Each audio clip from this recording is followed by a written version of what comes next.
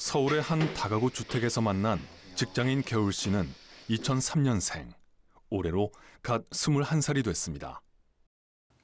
고등학교를 졸업하자마자 바로 취업에 성공해 직장 생활 3년 차입니다. 올해까지만 돈을 번 뒤 대학 진학을 꿈꿨지만 모든 게 수포가 될 위기에 놓였습니다. 지난 5월 초, 겨울 씨가 전세로 사는 집이 경매에 넘어갔다는 통보를 받은 겁니다. 5월 초에 경매장이 날아왔고, 그리고 근데 그때까지만 해도 그냥 저희 한 건물만 경매에 들어가는 줄 알았는데, 이렇게 규모가 크다는 걸 알게 된 지는 이제 두 달 된 것 같아요. 겨울 씨가 이 집에 입주한 건 지난해 4월. 전세 보증금은 1억 2천만 원이었습니다. 모아둔 돈 1,500만 원에 부모님으로부터 1,000만 원을 도움받았습니다. 나머지는 모두 대출로 메웠습니다. 지금까지 받아온 연봉 포함해서 받아온 금액보다 거의 크게 2배는 되는 금액이에요. 대출금만 해도. 부담되는 금액이었지만 싸게 나온 매물인데다 집주인도 좋은 사람이라는 공인중개사의 말을 철석같이 믿었습니다.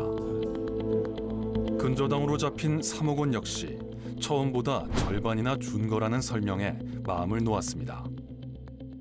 그냥 다 괜찮은 집이고 집주인도 믿을만한 사람이고 그렇다고 하니까 그냥 큰 의심 없이 계약했던 것 같아요.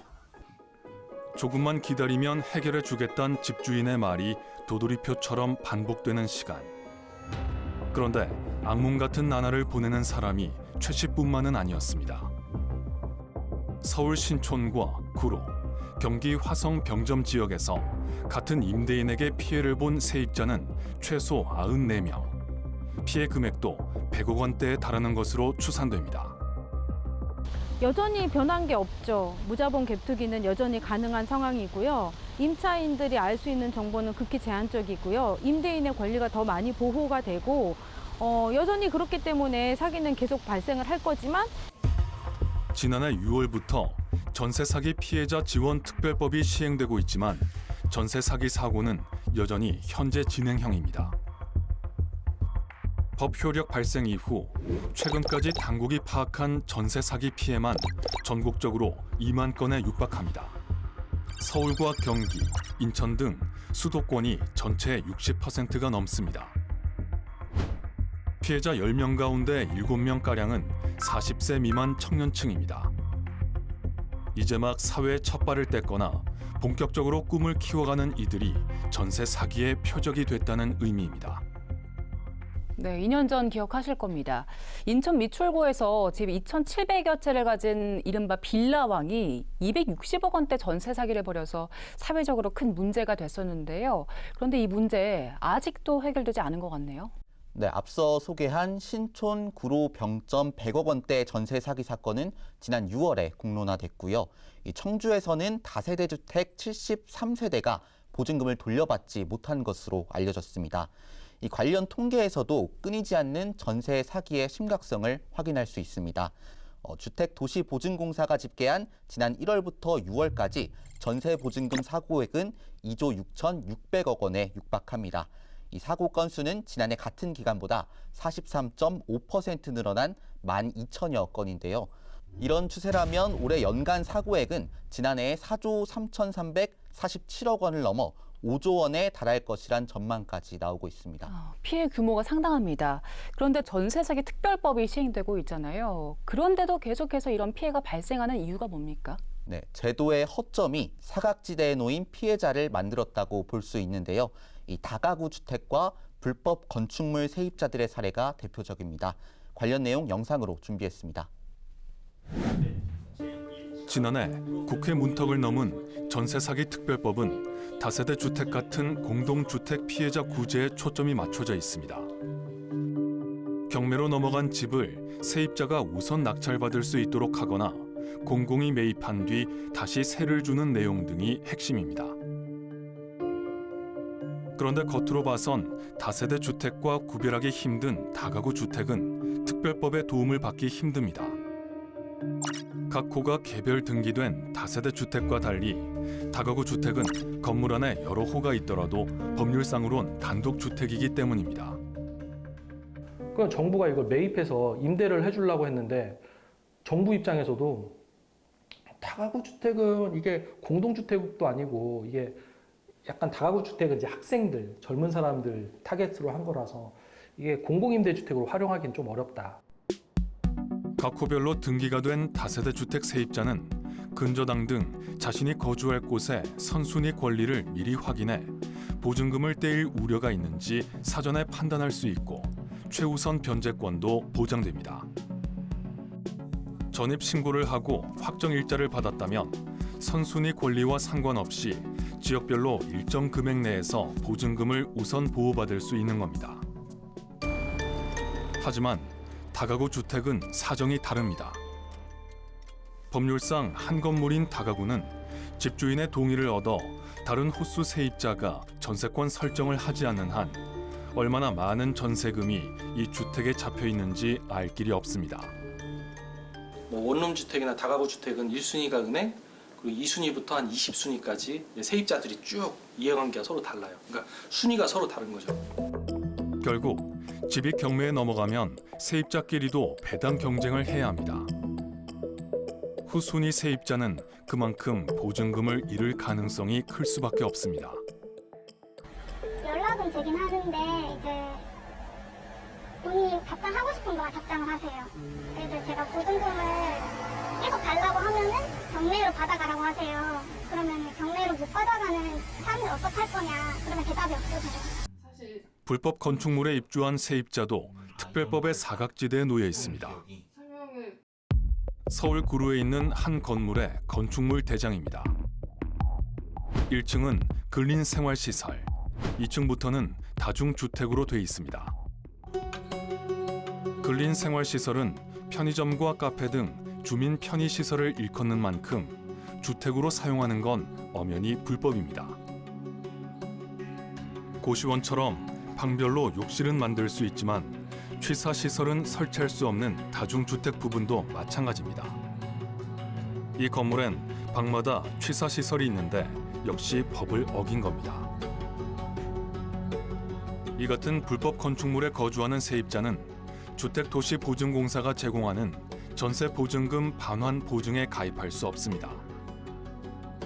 집주인이 전세금을 상환하지 않을 때 공공기관이 보증금을 대신 주는 제도의 혜택을 누릴 수 없는 셈입니다. 네, 참 고질적인 문제들인데 이런 문제들 사실 특별법 제정 전부터 계속 제기가 됐었잖아요. 네, 맞습니다. 그런데도 아직까지 개선책이 마련되지 않고 있습니다. 이 전입신고와 확정일자 효력에 시차가 있는 것도 여전한 맹점으로 꼽힙니다. 전세 계약을 오전에 하고 당일 오후에 전입신고를 한 뒤 확정일자를 받으면 그 효력은 다음 날부터 발생하게 되는데요. 집주인이 이를 악용해 계약 당일 오후에 해당 주택을 담보로 은행에서 대출을 받는다면 세입자보다 은행의 선순위 권리가 부여됩니다. 세입자 입장에선 계약서를 쓸 땐 없던 은행 대출이 갑자기 등기부 등본에 잡히는 황당한 상황이 펼쳐지기도 합니다. 네, 물론 개인이 전세 계약을 할 때 조금 더 주의를 기울일 필요도 있겠지만 이런 제도의 사각지대부터 없애야 되는 거 아닙니까? 네, 맞습니다. 전세 사기가 심각한 사회 문제로 떠오르면서 여러 대책이 나오고 있지만 아직 갈 길은 멀어 보입니다. 이 추가로 취재한 내용 화면으로 함께 보시죠. 지난해 12월 세입자의 전세 보증금을 상습적으로 돌려주지 않은 악성 임대인 명단이 최초로 공개됐습니다. 전세 사기를 미연에 방지하겠다는 취지였습니다. 지역별로는 경기가 9명, 서울이 6명, 인천이 2명이었고 연령별로는 30대가 4명, 40대가 3명, 50대가 5명 등으로 집계됐습니다. 처음엔 세입자가 전세 계약을 하기 전에 집주인이 악성 임대인인지를 제대로 확인할 수 있을 거란 기대감이 컸습니다. 그러나 지금은 역부족이라는 평가가 많습니다. 정보 공개 대상이 한정돼 있기 때문입니다. 실제로 현재 공개된 악성 임대인 명단엔 전세 사기 특별법 시행 이후 전세 보증 사고를 낸 집주인들만 포함돼 있습니다. 보증금을 돌려주지 않아 경찰 조사를 받거나 재판 중인 임대인들의 이름은 찾아보기 어렵습니다. 팩트 추적 제작진이 만난 피해자 개울 씨가 고소한 집주인도 악성 임대인 명단에선 검색되지 않았습니다. 제도의 실효성을 높이기 위해선 공개되는 정보의 양과 질을 늘려야 한다는 지적이 나오는 이유입니다.